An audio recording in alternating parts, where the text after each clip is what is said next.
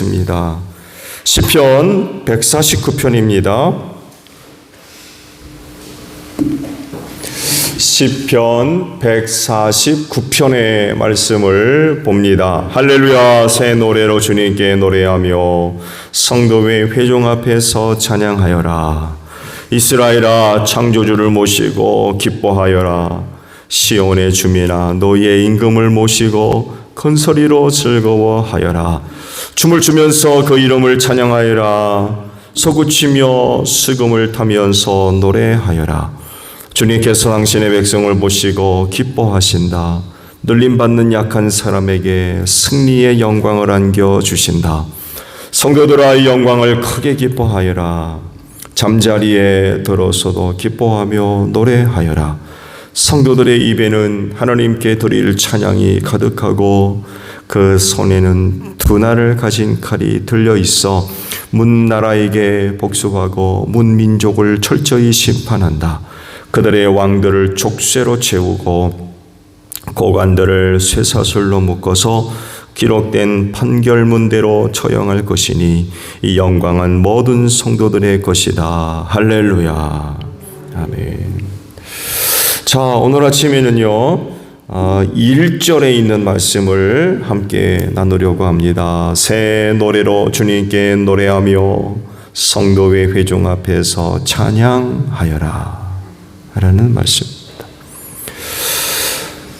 어제 아침에도 함께 말씀을 나눴습니다만 해도 이 찬양은 누구만이 하는 것이 아니라 하나님이 창조하신 모든 만물이 해야 할 아주 필수적인 그런 그 모습이에요. 또 생명체만이 찬양하는 것이 아니라 무생물일지라도 그 나름의 모습으로 하나님을 찬양을 한다고 어제 아침에 봤죠. 눈도 우박도 비도 하나님을 찬양한다 라고 말씀을 하거든요. 그들이 갖고 있는 모습대로. 물론 그 모습을 어떻게 보느냐에 따라서 시각 차이가 있겠습니다만 해도 그러나 그럼에도 불구하고 무생물도 하나님을 찬양한다. 왜? 하나님의 창조물이기 때문에. 이렇게 무생물까지도 하나님을 찬양한다고 하면 하나님의 형상대로 지음받은 인간이 하나님을 찬양하지 않는다는 것은 부끄러운 모습인 것 같아요. 그렇지만 그럼에도 불구하고 대다수의 많은 사람들이 하나님을 찬양하지 않죠. 이유는 하나님을 믿지 않고 인정하지 않기 때문에 그렇습니다. 그들의 찬양의 수준은 인간을 찬양하는 것. 조금 더 나아가면 자기들이 섬기는 어떤 신을 찬양하는 이런 그 수준이죠. 그렇지만 그들 중에 그리스도인들이 있는데 이들이 바로 하나님을 찬양하는 사람들이죠. 왜냐하면 하나님의 살아계심을 믿는 사람들이고 또 그분으로부터 받은 은혜와 사랑이 너무 크기 때문에 찬양하지 않을 수가 없다는 거예요. 그러면 이 찬양을 어떻게 하면 되겠습니까? 찬양에 대한 방법론인데 찬양하는데 무슨 방법을 따질 게 어디 있느냐? 감사함으로, 즐거움으로, 기쁨으로 하면 되지 않겠느냐라고도 할 수 있죠. 물론 뭐 얼마든지 그렇게 찬양할 수 있어요. 뭐 이런 것 저런 것 제한받지 않고 자유롭게 찬양할 수 있어요. 또 찬양의 방법이 뭐 한두 가지입니까? 이래야만 한다, 저래야만 한다 할 수 있는 것도 아니고. 여기서 말씀하시는 방법은 좀 더 나은 찬양을 위한 것이 아닐까. 하나님은 모든 찬양을 기쁘게 받으십니다. 누구의 찬양 그런 것이 아니라 하나님의 은혜에 관대해서 하나님을 찬양하는데 너 하지 마. 그런 게 어디 있어요?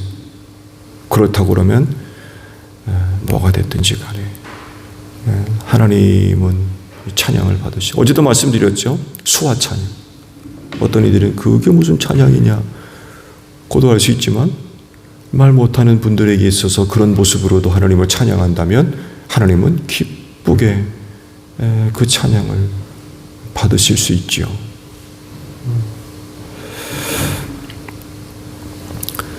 지상에서 하나님을 찬양하는 게 있다면 하늘 천군 천사가 오늘 그들의 찬양을 화답해서 아버지의 나라에서도 저들이 부른 찬양으로 충만하게 될 줄로 믿습니다. 너희도 서로 화답하라고 하잖아요. 어제도 말씀드렸죠. 찬양에는 서로 화답하는 찬양이 있다고 했어요. 그렇다면 하늘나라에 있는 천군 천사도 지상에서 부르는 성도들의 찬양을 듣고 구경만 하겠습니까?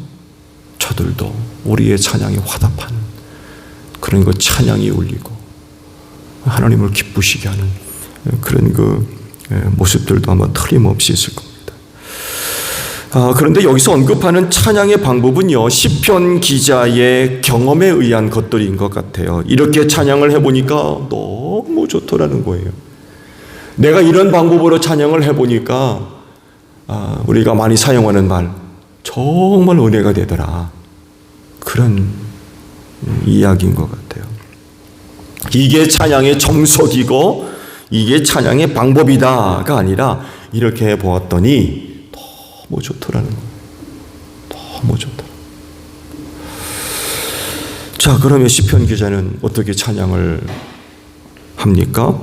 오늘 주신 말씀에서 두 가지를 언급해요. 그 중에 하나는 새 노래를 부르라. 새 노래를 불러라. 새 노래는 말 그대로 새 노래예요. 불러보지 못한, 그리고 들어보지 못한 찬양입니다. 근데 새 노래를 부르기가 쉽지 않아요. 익숙하지 않기 때문에 그렇죠. 또 잘 알지 못하기 때문에 새 노래로 찬양하는 게 쉽지가 않아요. 익숙한 찬양을 하는 것과 새 노래로 찬양하는 것과는 차이가 있죠. 분명히 차이가 있습니다. 말씀을 드린 대로 익숙한 찬양은 부르기 쉬워요. 그렇지만 새 노래는 부르기가 쉽지 않죠. 쉽지 않습니다. 정말로 음악적인 어떤 재능이 있다고 그러면 그냥 악보 보고 부를 수 있어요. 또 악보에 따라 좀 더 도움을 받는다면, 악보에 대한 반주가 있다고 한다면 처음 부르는 노래지만 부를 수 있어요. 근데 또 그렇게 부를 수 있는 사람들이 또 얼마나 되겠습니까? 근데 여하가 익숙치 않은 그 새 노래를 찬양하는 건 쉽지가 않죠. 그렇지만 여러분, 찬송가를 부르셨습니다만 해도 찬송가의 독특한 그런 그 성격이 있죠. 주로 곡이 반복적이라는 거예요. 반복적. 그 곡조가 너무 심하게 변화가 없다는 거예요. 비슷한 곡조로 반복되는 그런 그 형태를 가지고 있어요. 그러다 보니까 다른 어떤 노래보다도 조금 쉬워요. 그렇게 어렵지 않아요.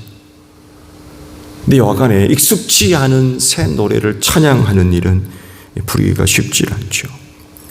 그래서 더더욱이 새 노래를 부르는 걸 주저하게 만들기도 하죠. 그러나 그럼에도 불구하고 오늘 시편 기자는 뭐라고 합니까? 새 노래로 여호와를 찬양하라 라고 말씀을 하고 있어요. 그렇게 하라고 하니까 해야 되겠죠?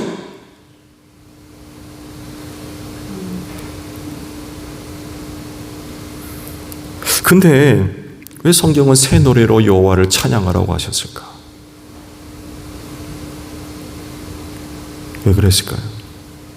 입술에 익숙치 않은데 왜 새 노래로 여호와를 찬양하라고 하셨을까요? 이렇게 이해를 하면 좋을 것 같아요. 그건 제물을 하나님 아버지 앞에 드리는 것을 좀 생각하시면 될 것 같아요. 여러분, 제물을 하나님께 드리는데 새로운 것을 드리는 게 좋겠습니까? 아니면은 이전 것을 드리는 게 좋겠습니까?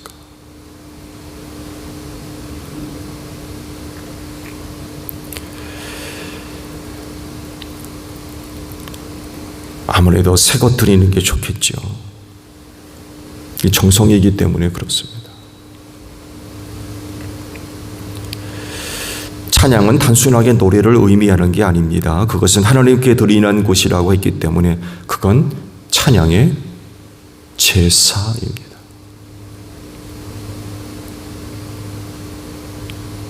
찬양을 드리는 제사. 내 만족을 위한 것이 아니라 하나님께 드리는 찬양의 제물이에요. 이 제물을 새로운 곳으로 드리는 것.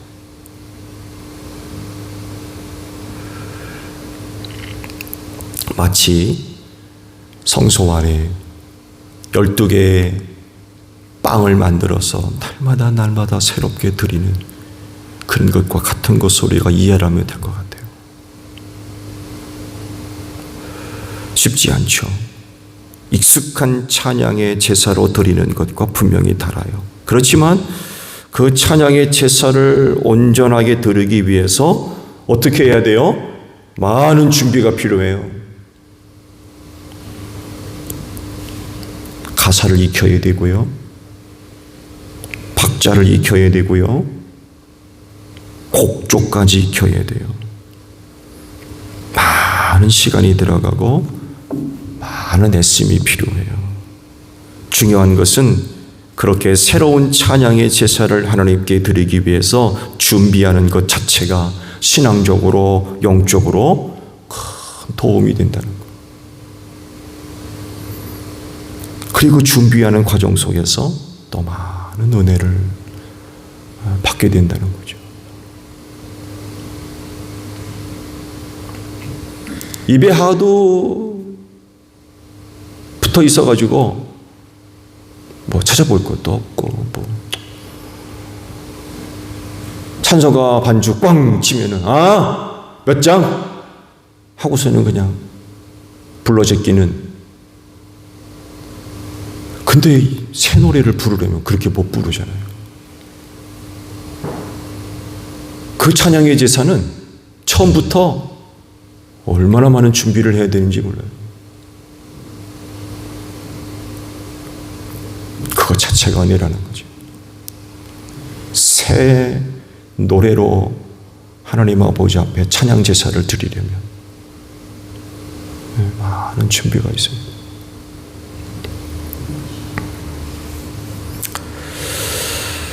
새 노래를 하나님께 찬양 제사로 드려라 라고 말씀하셨으니까 찬송가부터 한번 해보십시오. 부르지 않은 곡이 찬송가에 많이 있죠. 그렇죠? 부르지 않은 찬송가가 많이 있어요. 이것을 이제 찬양의 제사로 삼아 하나님 아버지 앞에 드리는 거죠. 요즘 찬송가를 부르는데 도움을 받을 수 있는 것들이 많이 있죠. 찬송가 앱도 있고요. 여러 곳에서 찬송을 부르는데 도움을 받을 만한 그런 그 자료들을 많이 얻을 수 있을 것입니다. 이것을 이용해서 부르는 거죠. 새 노래이기 때문에 먼저 들어봐야 되겠죠. 먼저 이거 어떻게 부르는지, 어떤 곡인지, 어떤 가사인지.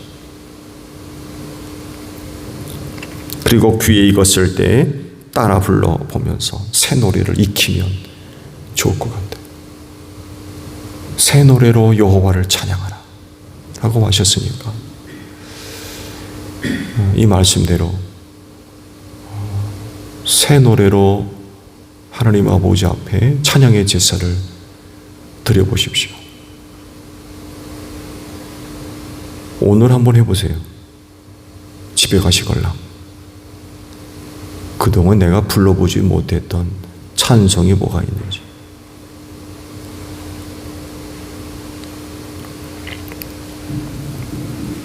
그래서 새 노래로 여호와를 찬양하라 라고 말씀을 하셔서 찬송가도 오랫동안 묶어 있을 게 아닌 것 같아요.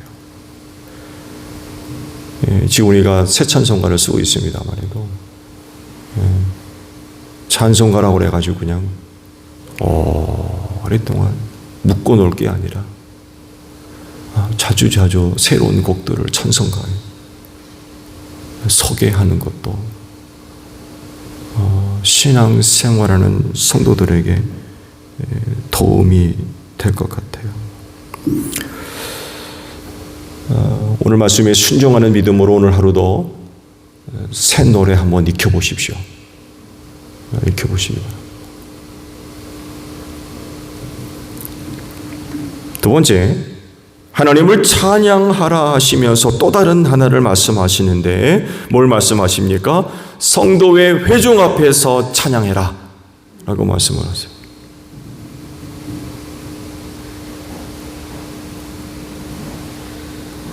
아주 특별한 찬양이죠. 회중 앞에서 찬양하라고 하니까 이준희 권사님, 이 말씀대로 회중 앞에서 찬양해 보셨어요?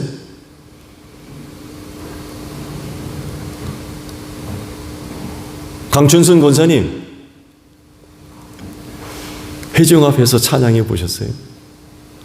아주 독특한 그런 그 방법인데, 모습인데, 회중 앞에서 찬양하라 라고 말씀을 하고 있습니다.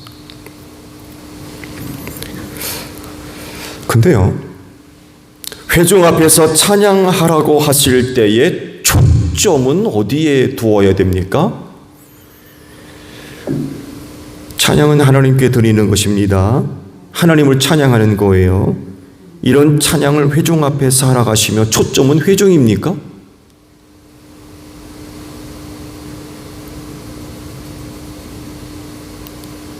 아니죠. 회중 앞에서 찬양할지라도 그 찬양은 하나님께 드려지는 겁니다. 그래서 그 찬양을 통하여서 찬양을 듣는 회중을 하나님께로 이끌어가는, 하나님을 향하게 하는 그런 그 의도가 필요한 것 같아요. 내 노래 한번 들어보세요, 이게 아니라는 거예요.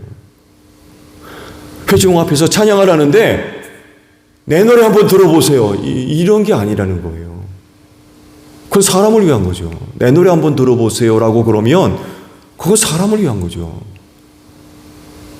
회중 앞에서 찬양을 하지만 그렇다고 찬양의 초점이 회중이 아니라 회중 앞에서 부르지만 그 찬양의 초점은 하나님을 향한다는 거예요. 그러면 듣는 사람들은요, 앉아가지고 이러니 저러니, 목소리가 꾀꼬리니 뭐 뻐꾸기니, 발성이 좋으니 나쁘니, 호흡이 뭐 좋으니 나쁘니,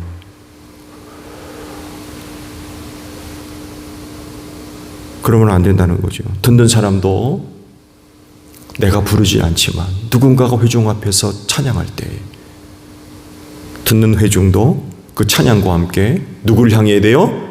하나님을 향해야 돼요. 하나님을. 찬양을 들으며 그 찬양과 함께 아버지께로 나아가는 거라는 거죠. 왜? 그 찬양 자체가 회중이 아닌 듣는 나를 위해 부르는 것이 아니라 하나님 아버지 앞에 드리는 거기 때문에 듣는 회중도 찬양과 함께 하나님을 향해야 된다는 거예요. 하나님 앞에 서야 되고.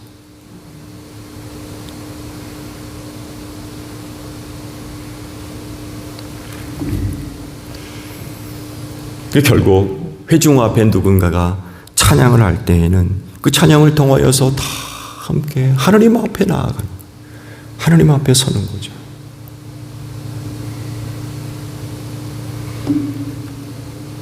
나의 찬양으로 삼아서 온 회중이 함께 찬양 제사를 하나님께 드리는 거죠.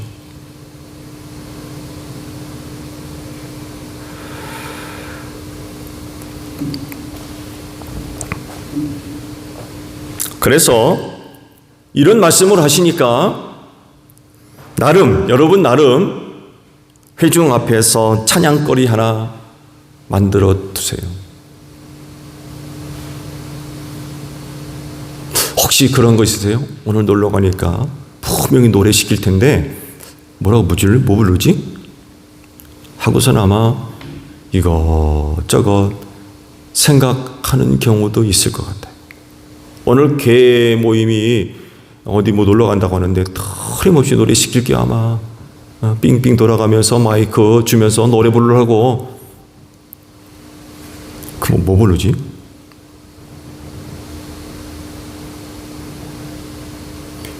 이런 게 있다고 하면 하나님을 향해서도 이런 마음들, 이런 생각들, 이런 계획들 가질 수 있어야 되지 않을까요? 더욱이 말씀도 회중 앞에서 찬양해라 라고 하시거든요. 만약 하나님께서 그런 기회를 마련하시고 또 성령의 그런 감동이 있다면 나는 무슨 찬양을 부르지? 회중 앞에서 하나님께 드릴 찬양의 제사, 나는 뭘 준비하면 될까? 이원순 권사님 갖고 계세요? 회중 앞에서 부를 찬양의 제사, 나만의 찬양의 제사, 온 회중과 함께 찬양의 제사를 드릴 그 찬양의 제사, 뭐 갖고 계세요? 있으세요?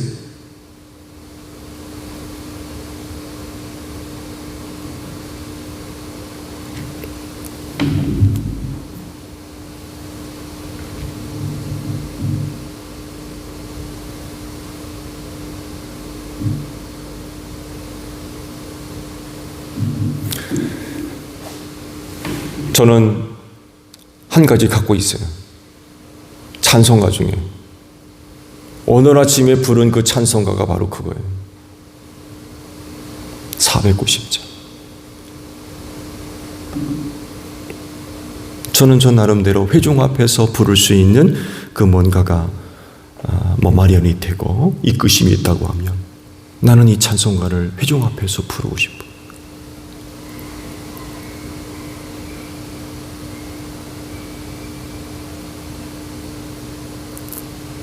플루트 초보지만 만약 회중 앞에서 연주할 수 있는 어떤 기회가 마련된다면 나는 뭘로 연주하지? 하면서 나름 준비하는 게 있어요.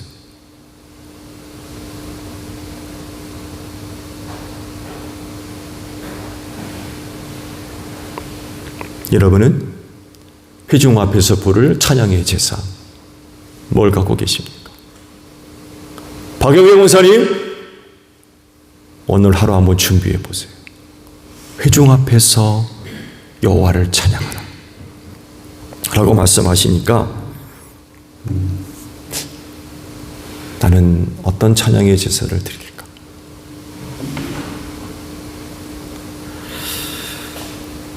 회중 앞에서 찬양 드리는 것이 그런 그 몇 가지 중요한 영적인 의미가 있기 때문에 말씀에 순종해서 그런 찬양의 제사를 드리는 것도 참 복된 것 같아요. 그렇게 하라고 하시니까 혹이나 그런 그 자리들이 마련되거들랑 회피하지 마세요. 그런 경우를 보게 되면 듣고 이상한 소리 들을까 봐 그러는 것 같은데 일단 하나님께서 회중 앞에서 찬양해라 라고 하시거든요. 그건 말씀에 순종하는 거거든요. 그렇다고 그러면 말씀에 순종해서 회중 앞에서 찬양의 제사를 드리는 것도 그 참 복된 것 같아요. 이를 위해서 한번 준비해 보시기 바랍니다. 아무도 아멘 소리를 잘 안 하시려고 그러시네. 오늘 숙제를 드립니다.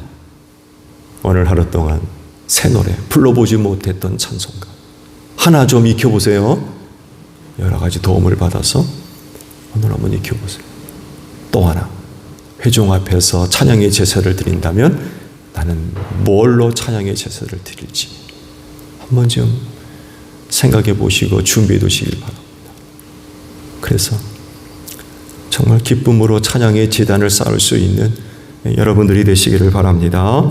주기도문 하겠습니다. 하늘에 계신 우리 아버지, 아버지의 이름을 거룩하게 하시며 아버지의 나라가 오게 하시며 아버지의 뜻이 하늘에서와 같이 땅에서도 이루어지게 하소서. 오늘 우리에게 일용할 양식을 주시고 우리가 우리에게 잘못한 사람을 용서하여 준 것 같이 우리 죄를 용서하여 주시고 우리를 시험에 빠지지 않게 하시고 악에서 구하소서. 나라와 권능과 영광이 영원히 아버지의 것입니다. 아멘. 기도하겠습니다.